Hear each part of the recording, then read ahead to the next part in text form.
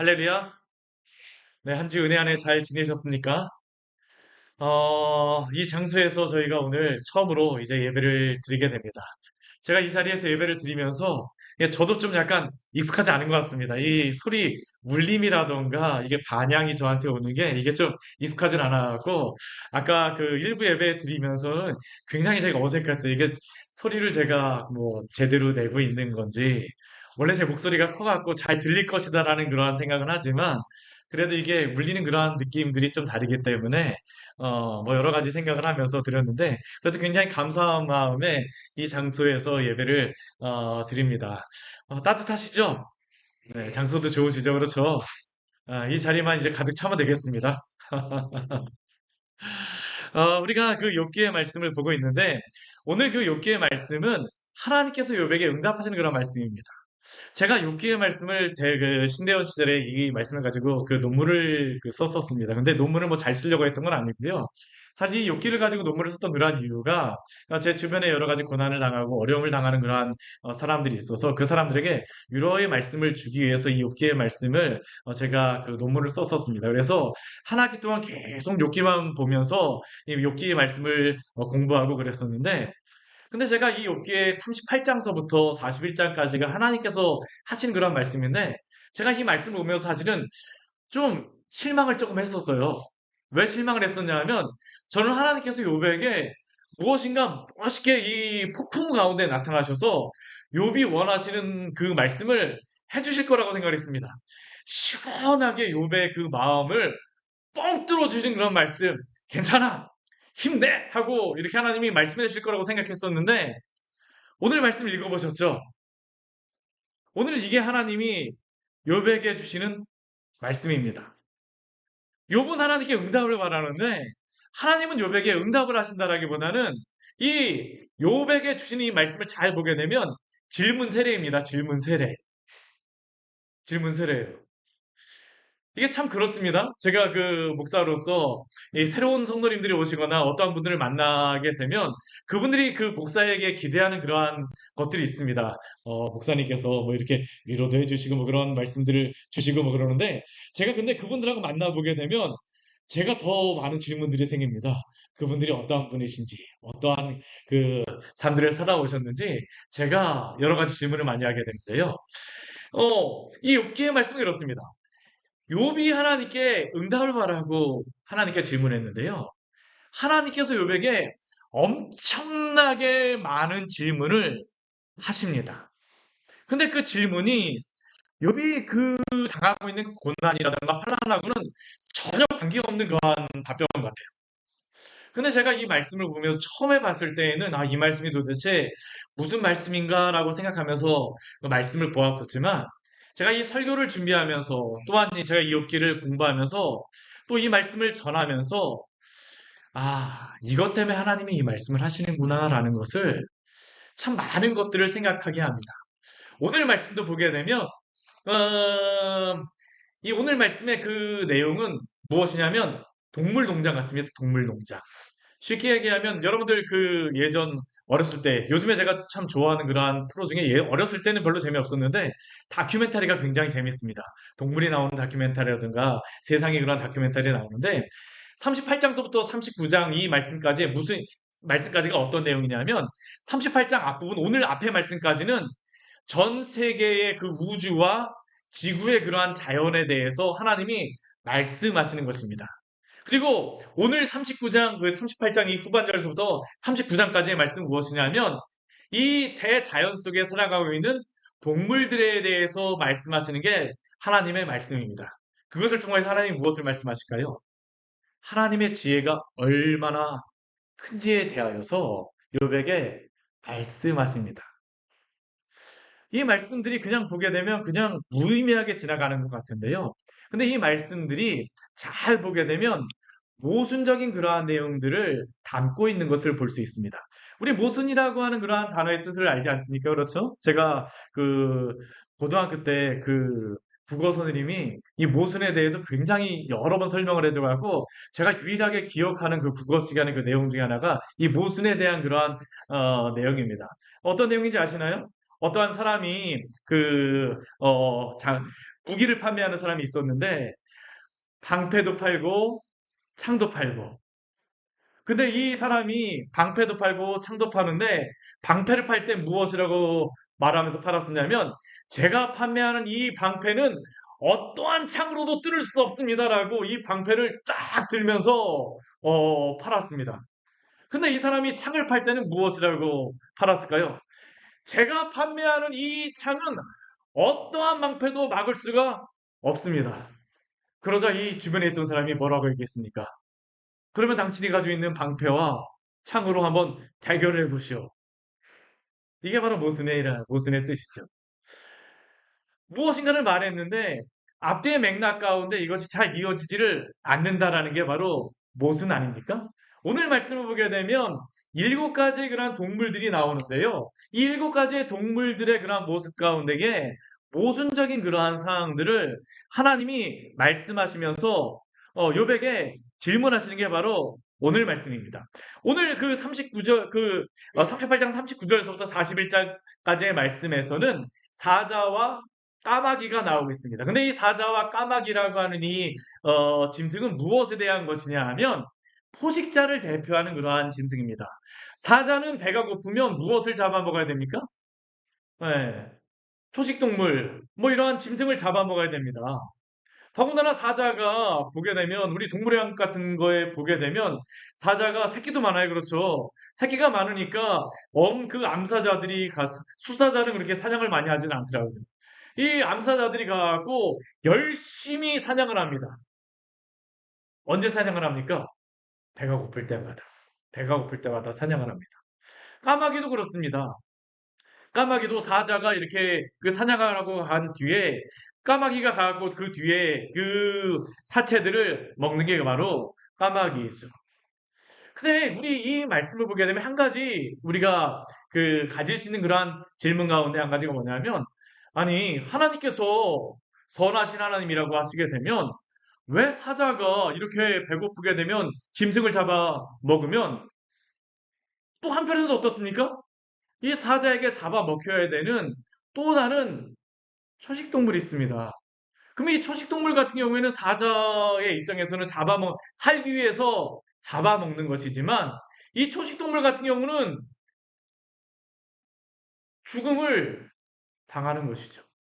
한쪽에서는 살기 위해서 먹는데 한쪽에서는 죽음이 임합니다. 이게 바로 오늘 말씀 속에 있는 그러한 모순의 첫 번째 모순입니다. 우리가 무엇인가를 한다라고 이 사자는 열심히 자기의 것을 하지만 한편에서는 죽음이 있어요. 그렇다 해서 하나님께서 사자가 그 배가 고픈데 나는 평화를 사랑하는 사자야 하면서 만약 짐승을 잡아먹지 않는다라고 하게 되면 사자는 어떻게 될까요? 굶어 죽을 수밖에 없습니다. 그러면 이러한 상황을 어떻게 해결해야 될까요?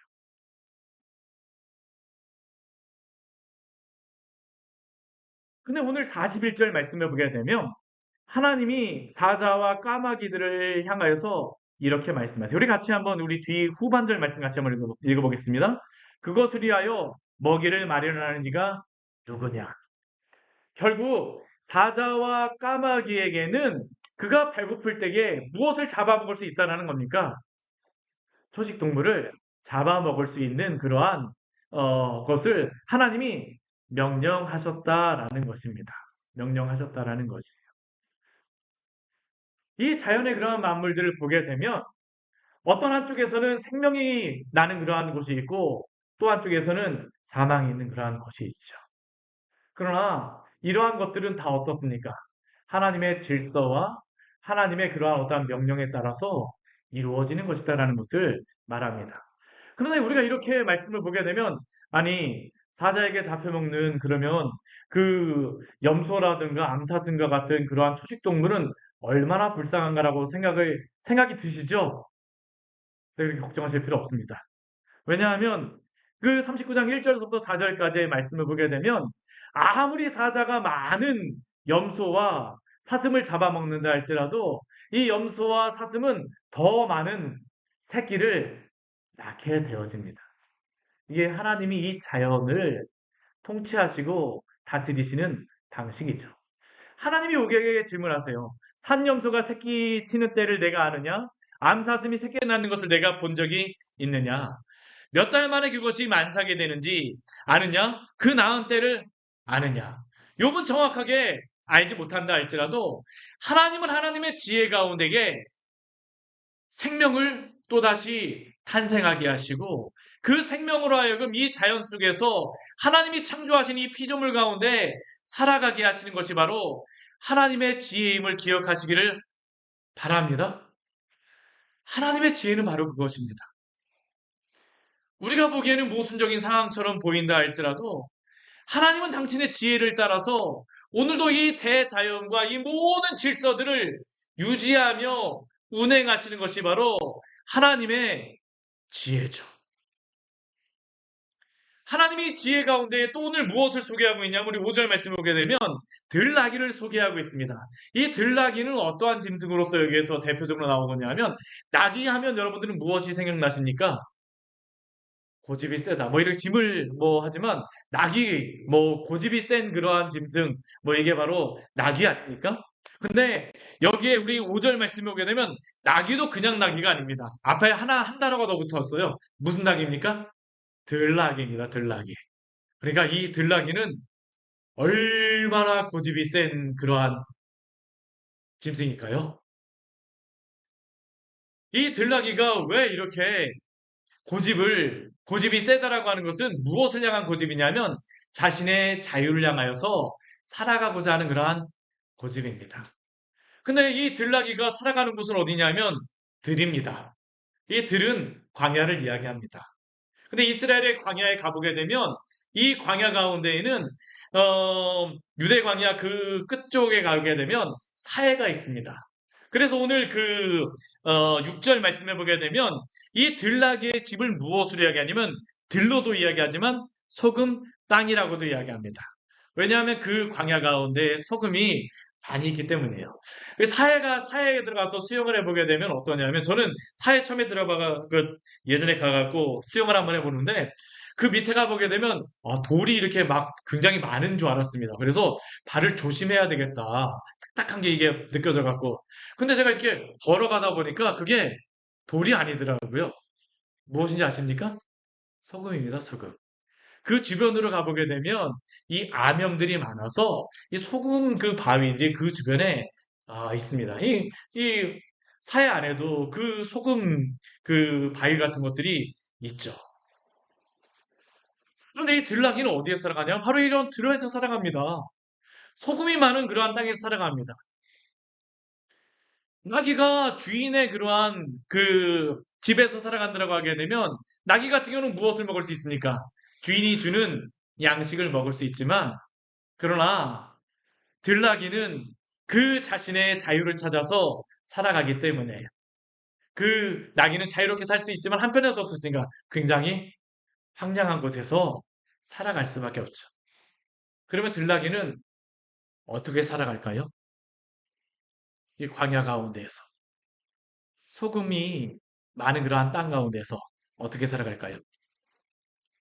하나님이 먹이시고 입히심으로 살아갑니다. 이 낙이라고 하는 것은 아까도 말씀드렸지만 모순적인 삶입니다. 자유를 위하여서는 자신의 그러한 풍요로움을 포기해야 되지만 또 그 풍요로움을 쫓아서는 어떻습니까? 자유를 포기해야 돼요.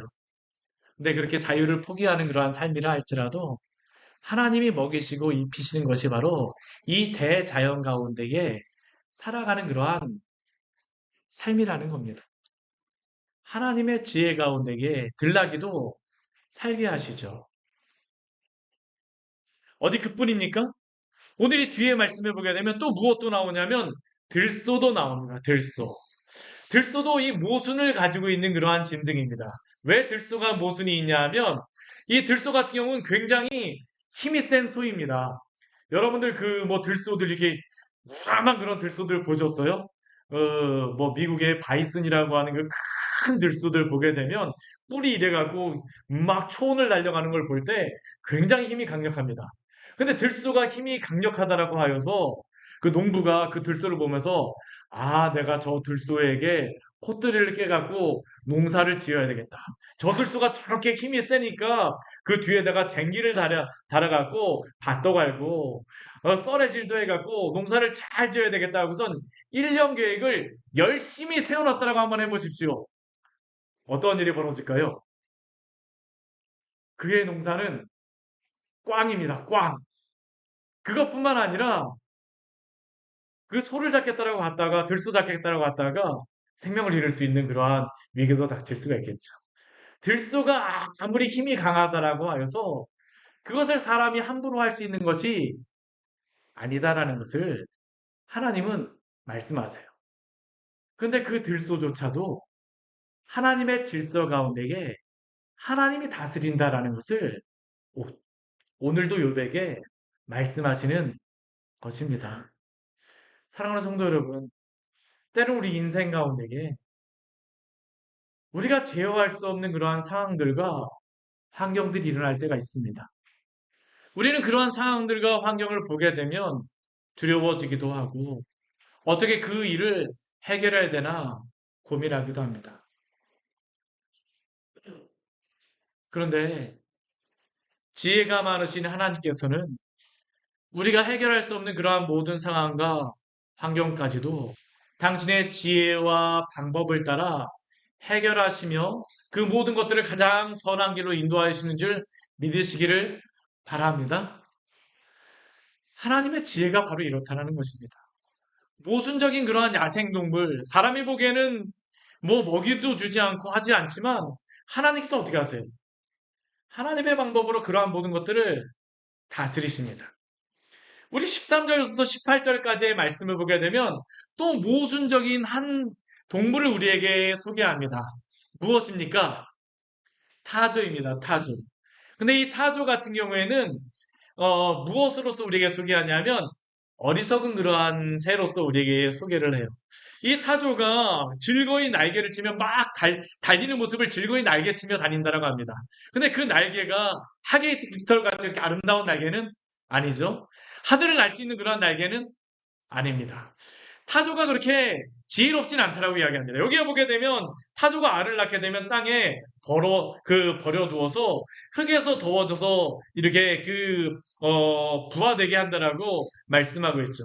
제가 그래서 한번 타조가 어떻게 새끼를 낳아서 이걸 하나 제가 한번 찾아봤습니다.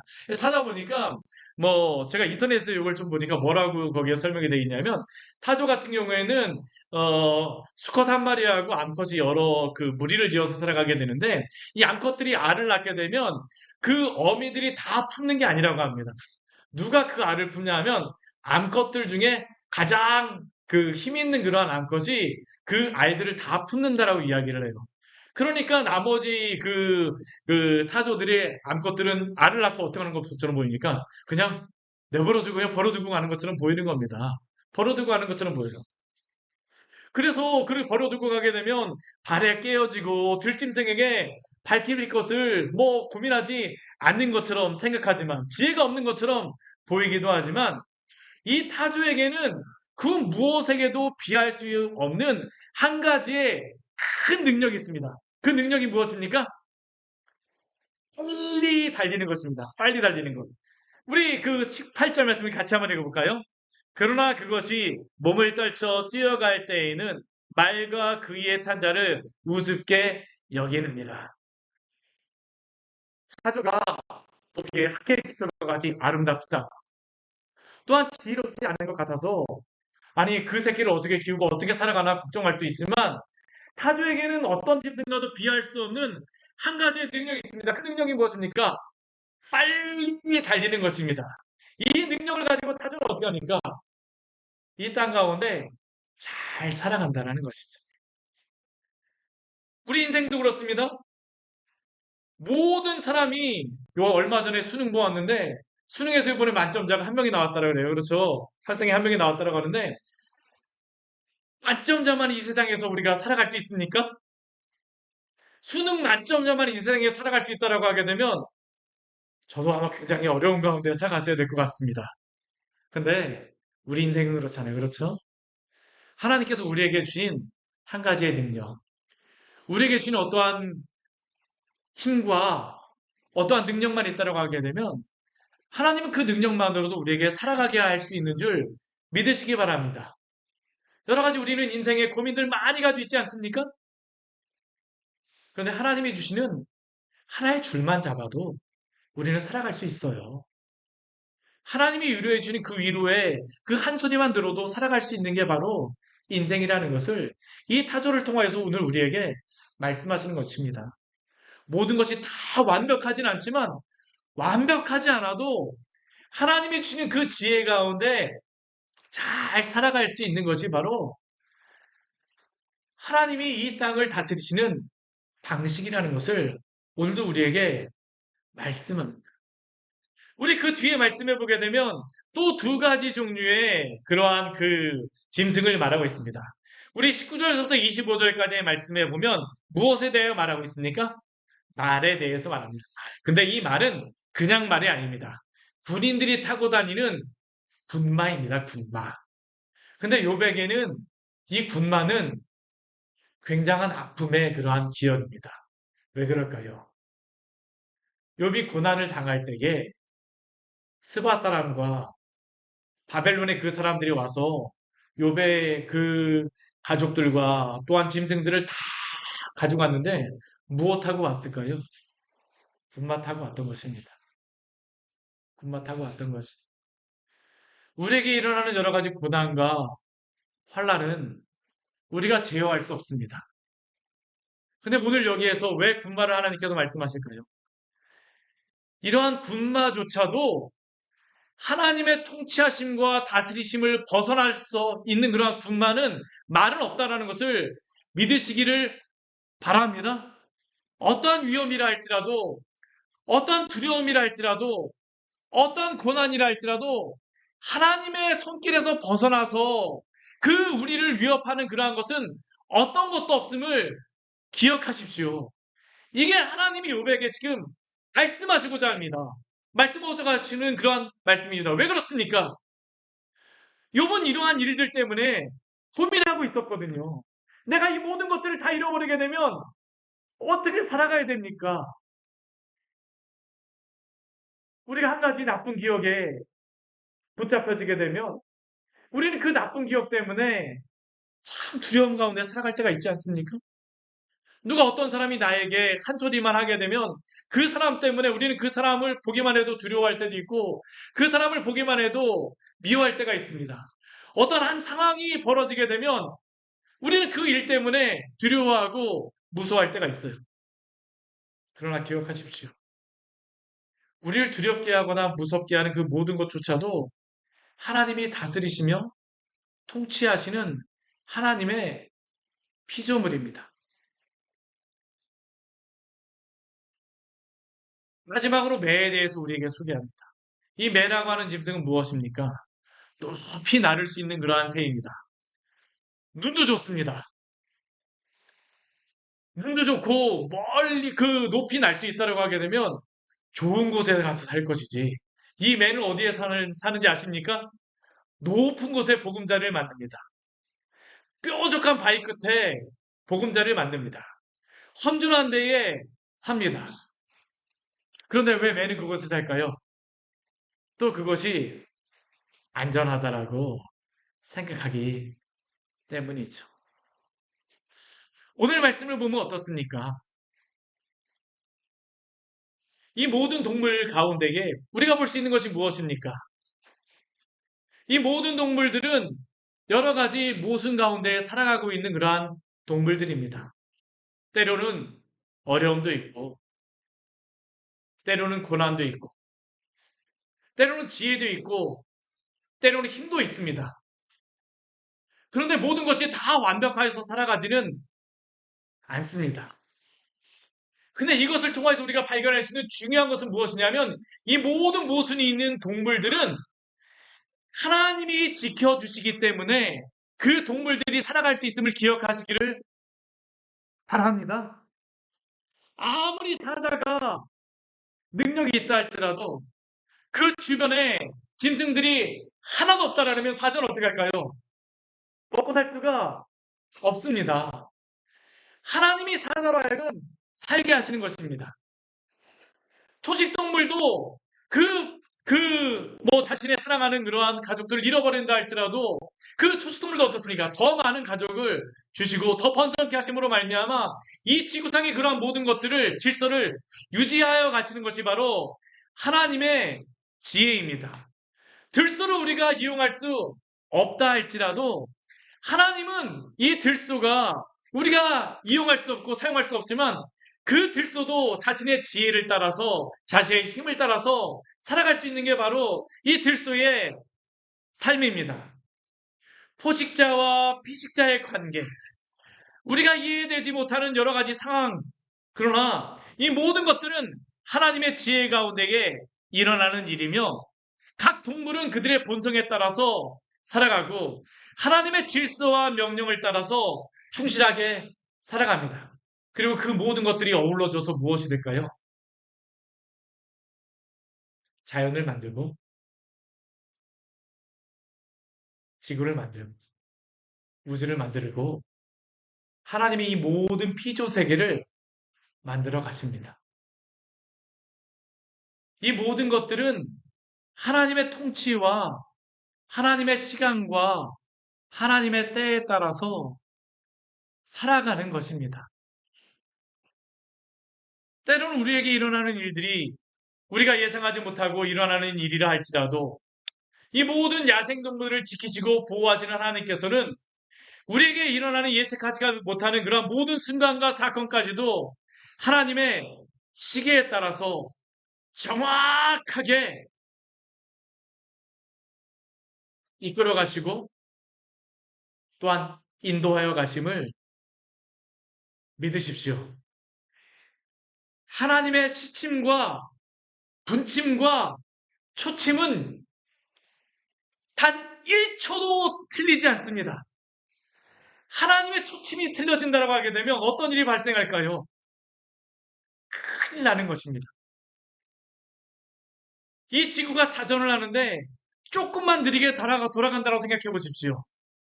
지구가 공전을 하는데 조금만 빠르게 돌아가거나 조금만 느리게 돌아간다고 생각해 보십시오. 어떤 일이 벌어질까요? 그 어떤 생물도 살아갈 수가 없습니다.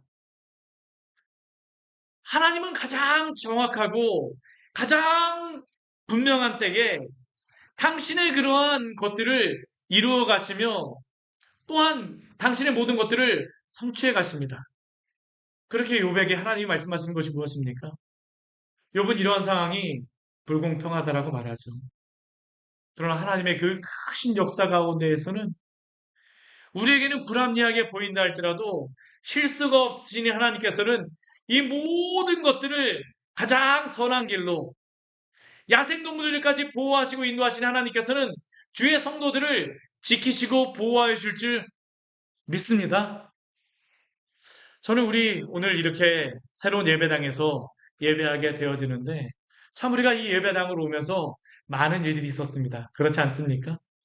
우리가 계획했던 그러한 계획이 잘 되어지지 않고 우리가 그것이 취소되었을 때 어떻게 해야 되나 걱정 많이 했습니다. 근데 제가 저희 부동산 주인에게 목사님 여기서 예배 드려도 돼요라고 그 전화를 받았을 때 얼마나 감사했는지 모릅니다.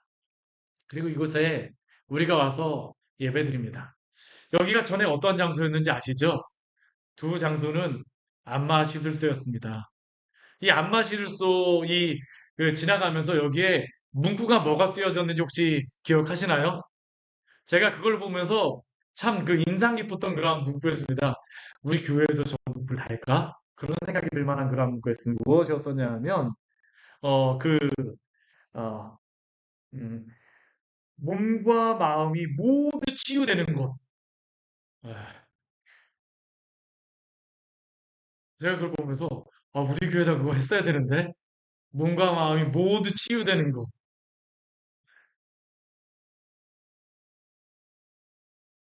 근데 결국에는 하나님이 이곳에서 우리가 하여금 예배하게 하시더라고요. 저는 이 자리에 예배하는 우리 모든 성도님들의 몸과 마음이 다 치료되고 위로받는 그러한 장소가 되어지기를 원합니다. 하나님이 가장 좋은 것으로, 가장 선한 것으로 인도해 주십니다. 당장은 우리는 그 상황과 환경을 이해할 수 없는 때가 많습니다. 모순적으로 보일 때가 많아요. 욥에게 그 상황이 얼마나 모순적으로 보입니까? 욥기의 그 전체적인 그러한 주제, 질문이 무엇입니까? 인과응보의 그러한 원리 가운데에 욥은 친구들에게 비난을 당하죠. 너가 죄가 있기 때문에 그러한 고난을 당하는 것이 아닌가? 근데 욥은 스스로를 생각해보면 어떻습니까? 자신은 그 고난을 당할 만큼 죄를 범하지 않았습니다. 모순적인 상황입니다. 근데 하나님이 동물들을 통해서 말씀하시는 것이 무엇일까요? 그 모순적인 상황이라 할지라도 하나님의 지혜와 하나님의 시간 가운데에는 시침, 분침, 초침이 단 1분 1초도 틀리지 않고 정확하게 맞아서 이루어진다는 것을 오늘 하나님께서는 욥에게 말씀하신다는 것입니다. 사랑하는 성도 여러분, 하나님의 시계는 결코 틀리지 않음을 기억하시기를 바랍니다. 오늘도 그 하나님께서 우리를 먹이시고 입으십니다. 근데 제가 이렇게 말씀드리지만 고난 가운데 살아가는 우리에게 한 가지의 질문이 있어요. 그래도 하나님, 이렇게 모순이 많은 시간을 살아가는 우리는 참 너무한 것 아닙니까? 라는 그런 질문이 있지 않습니까? 사자가 그 짐승을 잡아서 먹는 사자는 배부르다라고 하지만 그 사자에게 죽임을 당하는 초식동물은 얼마나 아픕니까? 그렇죠. 모순이 있습니다. 그런데 이 모순은 어디서부터 생겨난 모순일까요? 왜 포식자와 이 피식자의 관계가 생겨났습니까? 사실 이것은 생명과 죽음의 문제를 우리에게 말씀하고 있는 것입니다. 왜 사망이 하나님이 창조하신 이곳에 있습니까? 하나님이 창조하신 그러한 세계에는 죽음과 사망은 없는 세계였습니다. 그런데 왜 죽음과 사망이 이 세계 가운데 들어왔습니까? 바로 인간의 죄 때문이죠. 인간의 죄의 문제가 해결되어진다라고 하게 되면 이 사망의 문제와 죽음의 문제는 어떻게 되겠습니까? 해결되어집니다. 우리가 이사야서 말씀해 보게 되면 굉장히 놀라운 말씀이 있죠. 우리 같이 한번 찾아보도록 할까요? 이사야서 11장 말씀입니다. 이사야서 11장 6절서부터 우리 10절 말씀을 먼저 한번 읽어보도록 하겠습니다. 이사야서 11장 6절에서 10절까지의 말씀입니다. 구약성경 975페이지입니다. 같이 한번 큰 소리로 읽겠습니다. 같이 읽습니다. 그때 이리가 어린 양과 함께 살며 포범이 어린 염소와 함께 누우며 어린 사자와 살찐 짐승이 함께 있어 어린아이에게 끌리며 암소와 곰이 함께 먹으며 그것들의 새끼가 함께 엎드리며 사자가 소처럼 풀을 먹을 것이며 젖먹는 아이가 독사의 구멍에서 장난하며 젖된 어린 아이가 독사의 굴에 손을 넣을 것이라. 내 거룩한 산 모든 곳에서 해됨도 없고 상함도 없을 것이니 이는 물이 바다를 덮은 같이 여호와를 아는 지식이 세상에 충만할 것임이니라. 아멘. 지금 이사야서에 나오는 이 말씀은 어린 양이 이리와 사이좋게 지내고 있습니다. 사자가 풀을 먹습니다. 어떻게 이러한 일이 벌어질까요?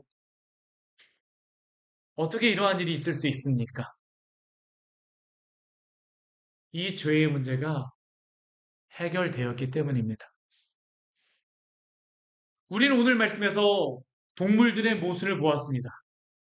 근데 우리의 구원이라고 하는 것은 그 어떤 것보다도 가장 모순된 문제를 우리에게 품고 있는 것입니다. 하나님은 공의로우신 분이십니다. 그래서 하나님 앞에서는 죄인은 반드시 하나님은 심판하셔야 됩니다. 죄 있는 자가 하나님 앞에서 살 수 있는 사람은 아무도 없습니다. 근데 하나님은 또 어떤 분이십니까? 사랑이 많으신 분이세요. 근데 이 땅에 살고 있는 모든 사람은 다 어떠한 존재들입니까? 죄가 많은 존재들입니다. 더 이상 하나님 앞에서는, 하나님의 공의 앞에서는 살아갈 수가 없는 존재들입니다. 그렇다면 하나님께서는 당신의 이 모순, 하나님의 공의와 이 사랑을 만족시키는 이 문제를 어떻게 해결하십니까? 바로 예수 그리스도 안에서 이 죄의 문제가 해결되는 줄 믿으시기 바랍니다. 우리가 아무리 죄인이라 할지라도 우리가 예수 그리스도를 믿고 그분을 의지하며 나아갈 때 하나님께서 우리의 모두의 죄악을 예수 그리스도에게 전가하여 주십니다. 그리고 하나님께서는 더 이상 우리의 죄를 보지 않으세요. 그러나 하나님께서는 예수 그리스도가 우리의 죄악을 감당하신다라고 하여서 하나님이 그 죄를 예수 그리스도가 그냥 쌓아두게 하시는 것이 아닙니다. 어떻게 그 문제를 해결하십니까? 죄의 싹슨 사망이요. 바로 예수 그리스도가 십자가의 죽으심으로 말미암아 하나님께서는 당신의 공의를 만족시키십니다. 그래서 하나님께서는 당신의 공의와 사랑의 이 모순의 문제를 해결하신 줄 믿으시기 바랍니다. 그리고 이 대자연 만물 속에 일어나는 이 모든 모순적인 문제는 결국 누구 안에서 해결되어질까요? 예수 그리스도 안에서 해결되어집니다.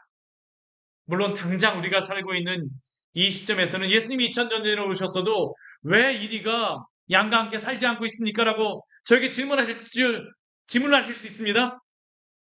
그러나 반드시 이 이르는 양과 사이좋게 진행이 되어질 것입니다. 언제요? 예수 그리스도가 다시 오실 때. 우리 인생 가운데에는 많은 모순의 순간이 있습니다. 이 야생 동물 가운데도 이렇게 많은 모순을 안고 살아가는데 우리 인생 가운데 왜 모순이 없겠습니까? 우리 인생이 언제나 항상 맑은 날만 있을까요? 아닙니다. 슬픈 날도 있습니다. 우리 인생이 항상 기쁜 날만 있습니까? 아닙니다. 고난할 때도 있습니다. 그러나 기억하십시오.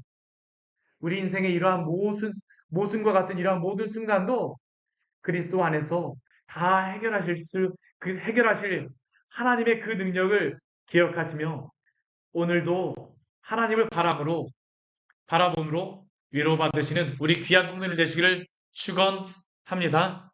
같이 기도하도록 하겠습니다. 우리 오늘 말씀 같이 기억하시면서 우리 기도하기로 합니다. 하나님이 욥에게 질문하십니다. 사실 욥에게 동물을 말씀하시는 것은 모순적인 이 세상을 보라고 말씀하시는 겁니다. 모순적인 욥의 삶에 대해서 질문한 욥에게 세상 자체가 모순이라고 말씀하십니다. 그러나 하나님의 지혜는 이 모든 모순도 그리스도 안에서 해결하시겠다라고 우리에게 약속하여 주셨습니다. 이게 바로 하나님의 지혜입니다. 우리 이 시간 하나님 앞에 기도하기로 합니다. 우리 모순적인 그런 모든 상황들을 하나님 앞에 다 내려놓으십시오. 하나님이 모순적인 이런 상황을 해결하여 주시옵소서. 저는 이 상황을 해결할 수가 없습니다. 너무나도 슬프고 너무나도 답답해서 어떻게 해야 될지 모르겠습니다. 그러나 하나님의 지혜는 이 모든 것들도 해결하시는 분이시라고 오늘 우리에게 말씀합니다. 오 주님, 당신께 기도하며 나아가오니 이 모든 것을 당신 안에서 해결하여 주시고 우리로 하여금 하나님의 그 지혜를 바라보게 하여 주시고 그리스도 안에서 이 모든 문제가 해결되심을 믿게 하여 주시옵소서. 이 시간 주님 앞에 간절히 기도하도록 하겠습니다. 같이 기도하시겠습니다.